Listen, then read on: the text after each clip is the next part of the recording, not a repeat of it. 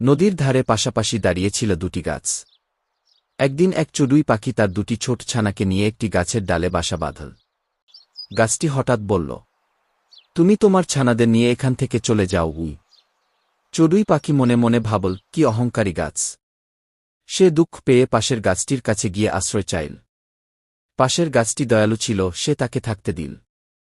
কিছুদিন পর নদীর জল বেড়ে গেল। প্রবল স্রোতে প্রথম গাছটি কাঁপতে কাঁপতে একসময় ভেসে যেতে লাগল।